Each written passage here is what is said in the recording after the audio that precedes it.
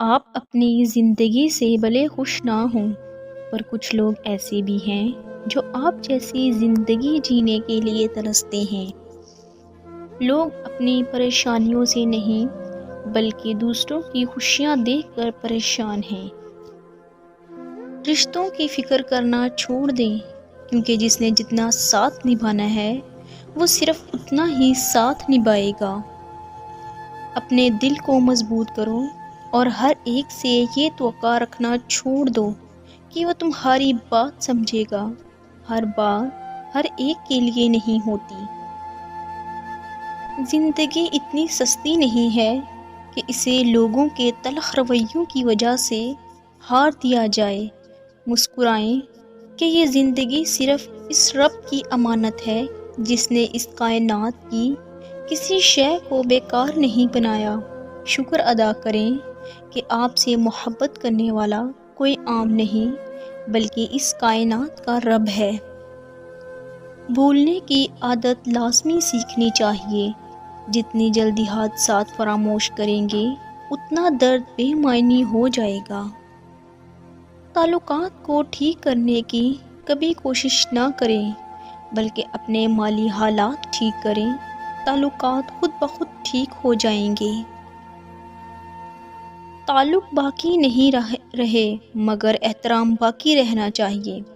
یہ انسان کے معیاری اور خاندانی ہونے کی دلیل اور کسوٹی ہے۔ دنیا میں اچھے لوگوں کی کمی نہیں ہے، اگر کوئی نہ ملے تو خود بن جائیں۔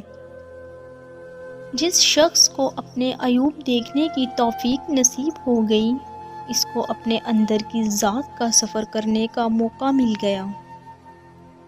اب کسی بھی رشتے اور تعلق کی پختگی کا دار و مدار سوشل میڈیا پر فوری رپلائی پر منحصر ہے۔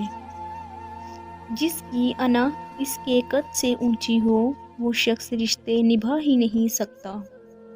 ہمارا فوکس دوسرے کو سمجھنے سے زیادہ سمجھانے پر ہوتا ہے۔ ہمارے اندر خود کو بدلنے کی چاہ سے زیادہ دوسروں کو اپنے مطابق بدلنے کی چاہ ہوتی ہے۔ معافی وہی دے سکتا ہے جو اندر سے مضبوط ہو۔ کھوکھلے انسان صرف بدلے کی آگ میں جلتے رہتے ہیں۔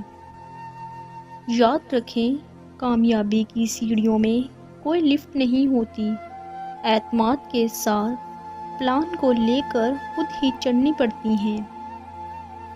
شکوے شکایت کی لت لگ جائے تو ناشکری زبان کی لذت بن جاتی ہے اور انسان ہمیشہ بے سکون رہتا ہے۔ اگر اپنے سر پر عزت کا تاج چاہتے ہو تو اپنے غرور کو پاؤں کے نیچے رکھا کرو۔ جو ایک پیاسے جانور کو پانی پلانے پر بخش دیتا ہو، سوچیں اگر انسان کی مدد کر دی جائے تو اللہ تعالیٰ کتنا نوازے گا۔ جب رسی سخت ہو جائے تو سمجھ جائیں کہ ٹوٹنے والی ہے۔ اسی طرح جب حالات سخت ہو جائیں تو جان لیجئے کہ آسانی آنے والی ہے۔ بے شک ہر مشکل کے بعد آسانی ہے۔